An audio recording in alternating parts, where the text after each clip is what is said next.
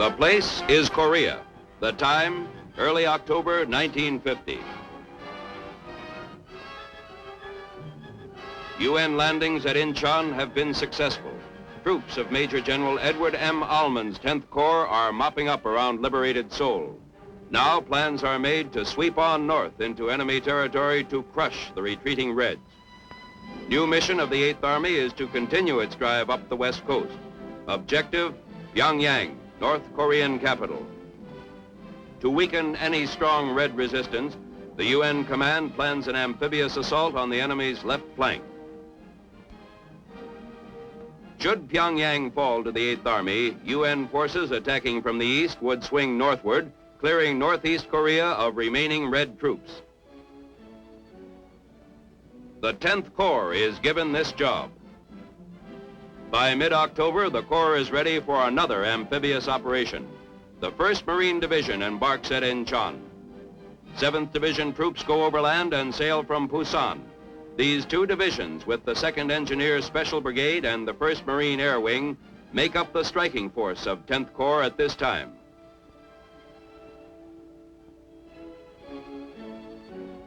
Within 3 days, the convoy lies off Wonsan, North Korean port selected for the landing. But on land, the tactical situation has changed. Fast-moving ROK troops driving up the east coast and crossing the 38th parallel have moved north into enemy territory.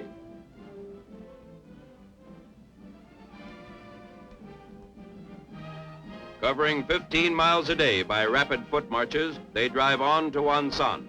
After capturing that city, they push on toward Hamhung.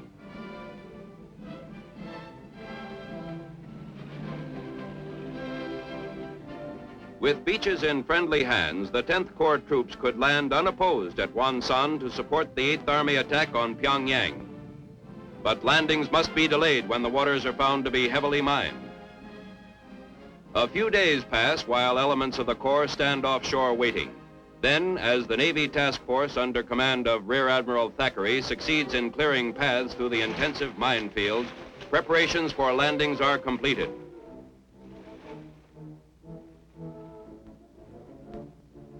But by this time, the 8th Army, driving up the west coast, has captured Pyongyang and is continuing northward after the retreating communists. The original plan for the 10th Corps to drive west to link up with the 8th Army is discarded, and the alternate plan put into effect. New mission, destroy or drive the enemy out of northeast Korea. The Corps is assigned the entire area east of the Taebaek mountain range and north of the coastal town of Kojo. Initially, the Corps area is divided into 2 zones.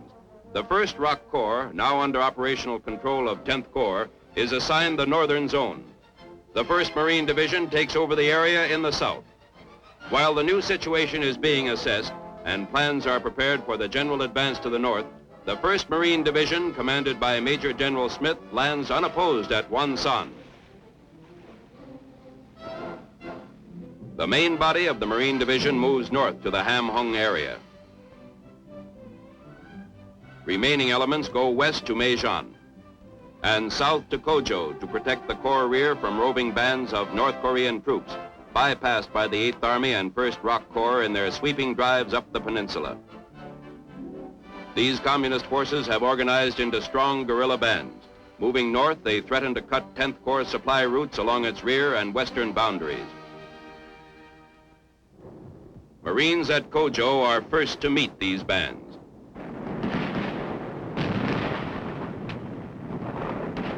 There is fierce fighting before the Reds are driven off.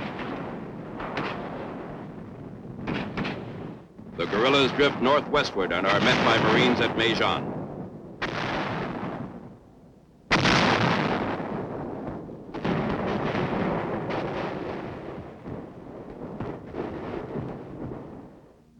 While fighting is going on at Kojo and Maejeon, the Corps area is redivided into 3 zones. ROK troops are already in the northern zone assigned to them. Marines are moving into their western zone. The 7th Infantry Division, commanded by Major General Barr, takes over the central sector. Instead of going ashore at Wonsan with the Marines, the 7th, with the 2nd Engineer Special Brigade, moves up the coast to Iwan. Once again, an assault landing is unnecessary, but the beach must be checked and surrounding waters cleared of mines before the division can go ashore.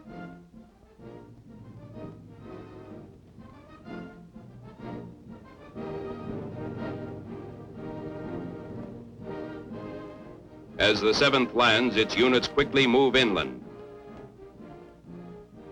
Fanning out over the area the division is to cover, troops start north after the retreating enemy.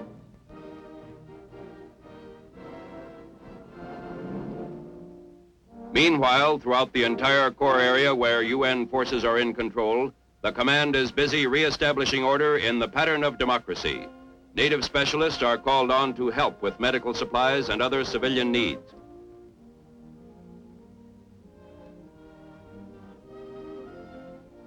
By the time the Corps is ready to move north, the civil government has been reorganized to conform to democratic principles.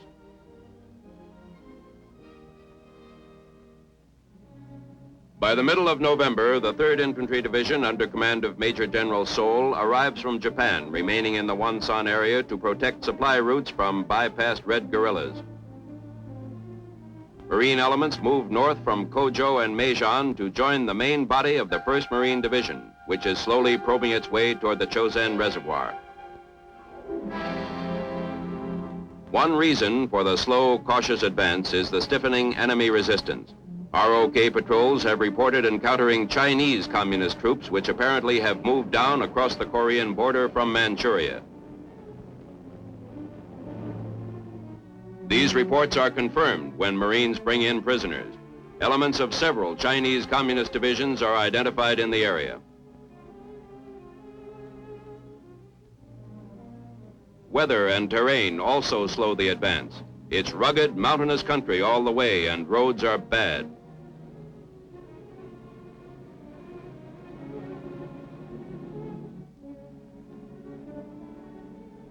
In the east, along the coast, where terrain and roads are better, ROK troops move faster, advancing toward Chongjin. Here, ROKs are fighting the last organized remnants of North Korean forces between them and the Manchurian-Soviet border.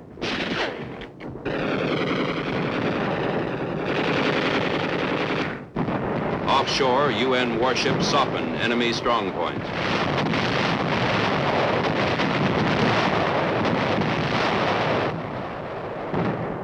Carrier-based planes furnish close air support for both the ROKs in the east and the 7th Infantry Division pushing north. With the main body of the division fanning out behind them, forward elements of the 7th approach their objective, Haisanjin on the Yalu River along the Manchurian border.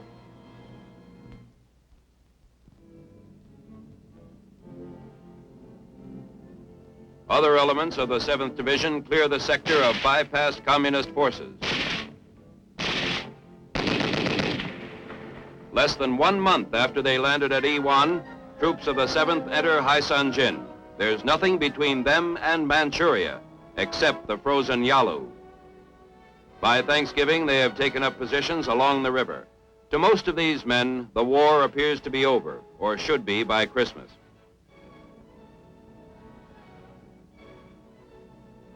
Their optimism seems to be shared by everyone. And it is to accomplish just this that the 8th Army launches its all-out assault to drive the remaining Reds out of Korea. The main body of the North Koreans facing UN forces in the west is receiving reinforcements and supplies from Manchuria.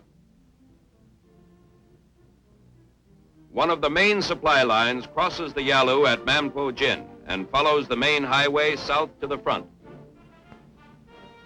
New mission of the 10th Corps is to cut this supply route at Mupyong and then drive north to Manpo-jin. As the new UN plan of attack goes into effect, the western boundary of 10th Corps shifts to take in the new area of operations. There's a corresponding shift of divisional boundaries and troops.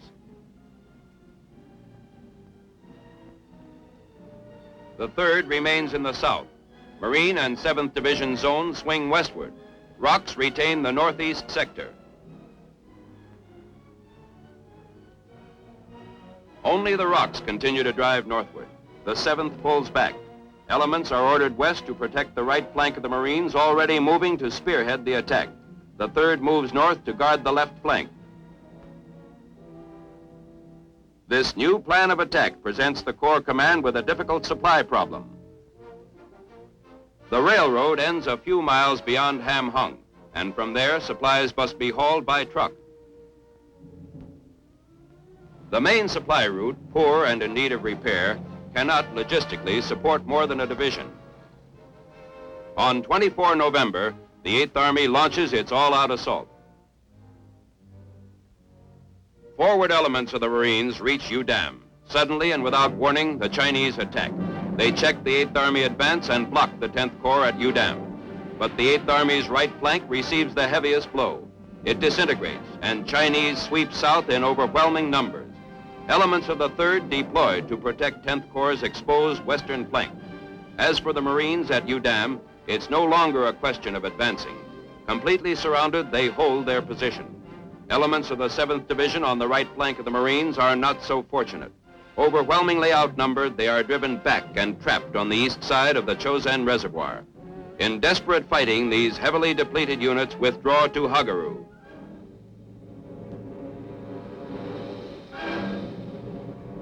The Marines also receive orders to pull back to Hagaru. They have to fight their way back in the bitter cold of the Korean winter which has enveloped the front. Under continuous fire from the Chinese, they find little time to rest or warm themselves.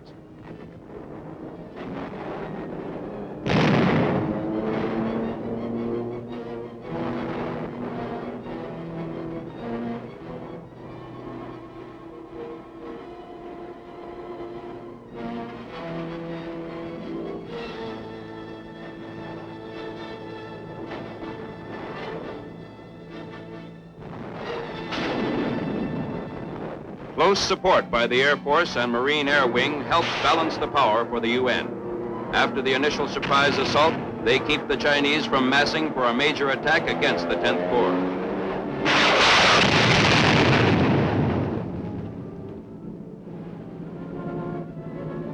Planes of the Combat Cargo Command also play an important role.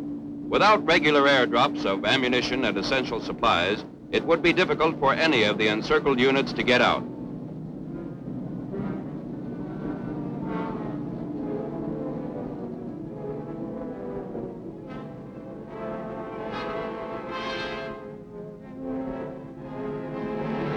The Marines finally reach Hagaru. It takes them 5 cold, bloody days and nights of fighting. But Hagaru is also surrounded, and fighting continues, mostly at night.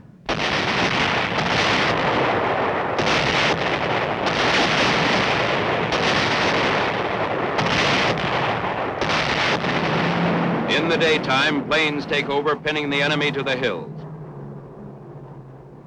The C-47 landing strip, started when Hagaru was first taken, is placed in operation.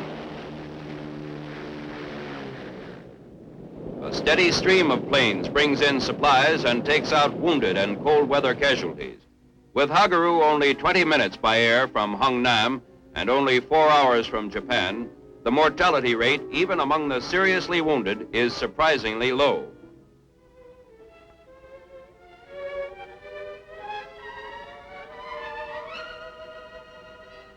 As the tactical situation develops, the command decides to concentrate troops in the Hungnam area to form a stronger and more effective fighting force.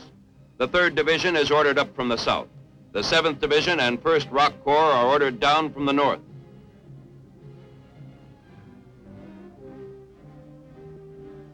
At the same time, a task force made up of units of the 3rd is sent to open the Hagaru-Ham Hung Road for Corps troops trapped in the reservoir region.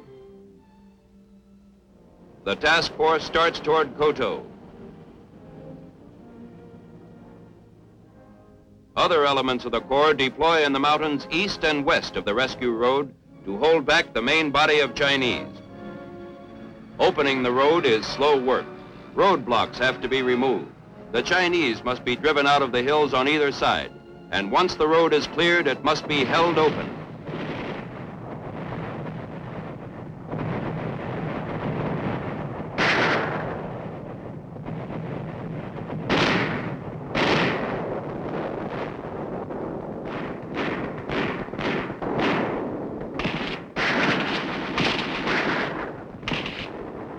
As the task force works its way north, fighting continues at Hagaru. Anything that might be of use to the enemy is destroyed. Marines and elements of the 7th Infantry Division that managed to escape the red trap around the reservoir start south toward Hungnam.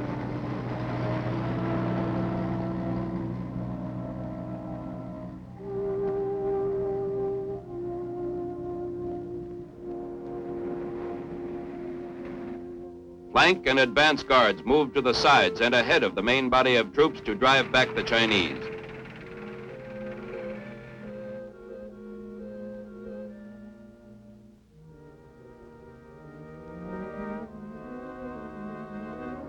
The huge column of men and equipment moves slowly.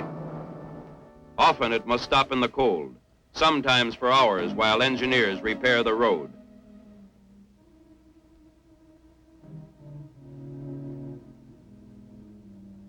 At this time, General MacArthur visits Yangpo to confer with his combat commanders.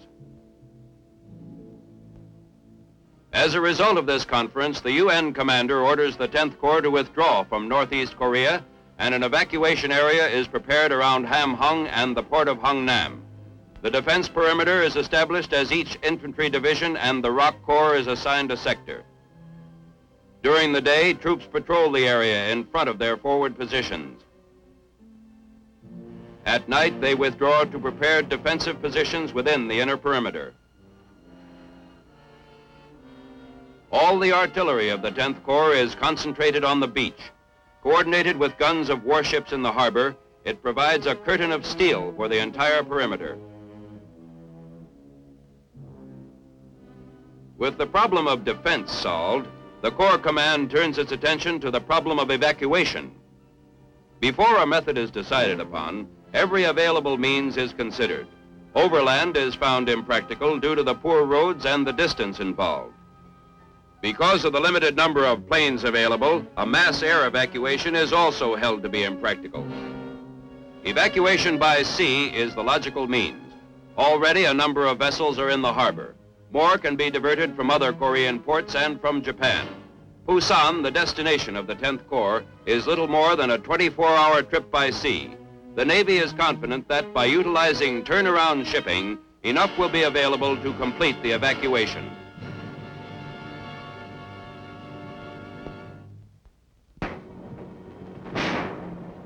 Back in the mountains, Corps troops have reached Koto, a regimental position below Hagaru. But their stop here is brief.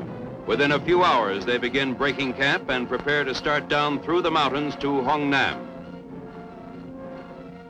The small airstrip at Koto can handle only light aircraft. These are used to evacuate the wounded and serious cold weather casualties. Finally, the column starts down the last icy stretch of mountain road that separates it from Hamhung. Security forces drive the communists away from the road.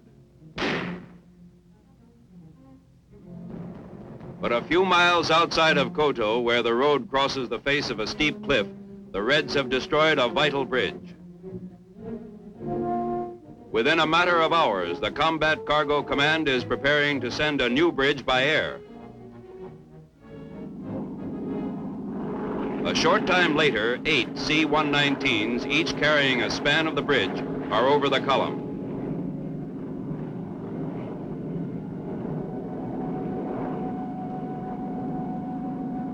The 16-ton bridge is dropped, the first time an airdrop of a complete bridge has been attempted in combat.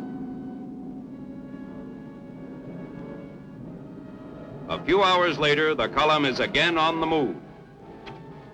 At Hungnam, the work to build up and strengthen the defense perimeter continues. With the road held open, the column moves faster. In less than a day, leading elements are out of the mountains and approaching Hamhung.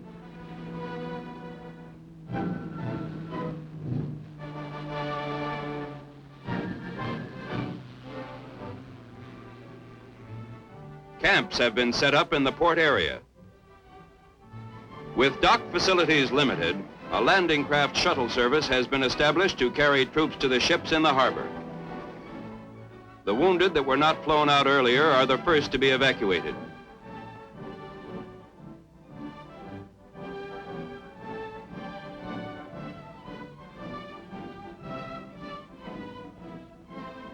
troops come next. The evacuation is carefully timed. There is a minimum of waiting. When troops arrive at the docks, landing craft are ready to take them aboard.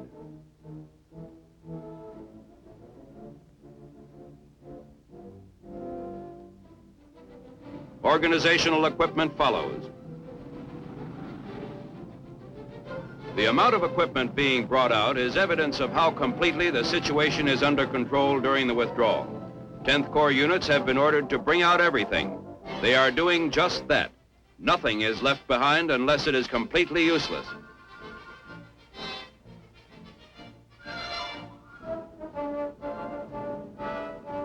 For 3 days, troops continue to pour into Ham Hung.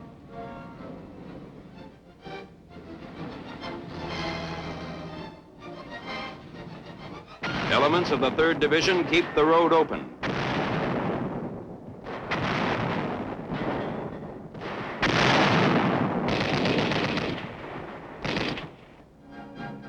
With the boarding of the last Marine combat troops, the Corps Control Group in charge of loading turns attention to huge stockpiles of fuel and supplies that jam the port.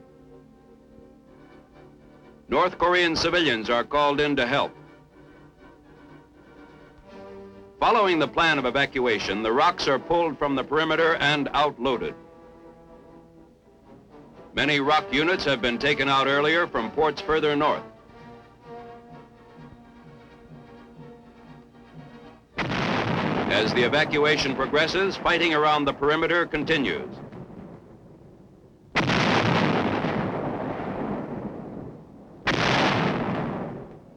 Demolition squads lay explosives throughout the city.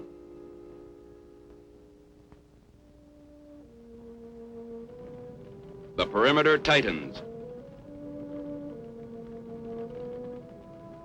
Yongpo Airfield on the edge of the city is abandoned.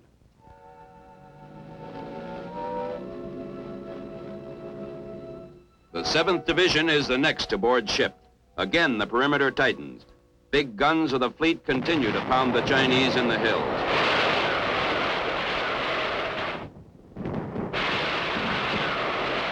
As the evacuation nears its final phase, thousands of North Korean refugees swarm into the area, hoping to be taken out with the troops.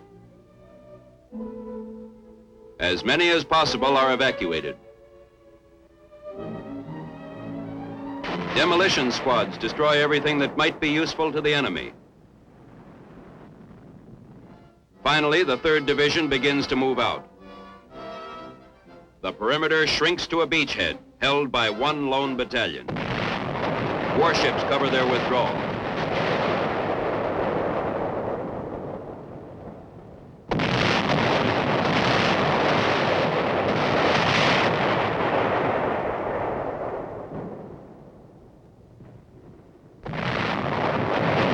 Tons of explosives have been placed around the remaining buildings, piers, and other installations of the port.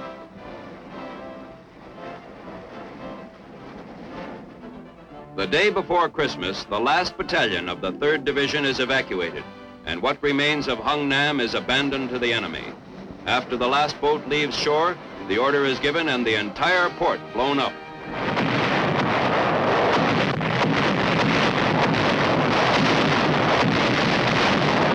Warships shell what remains of the city.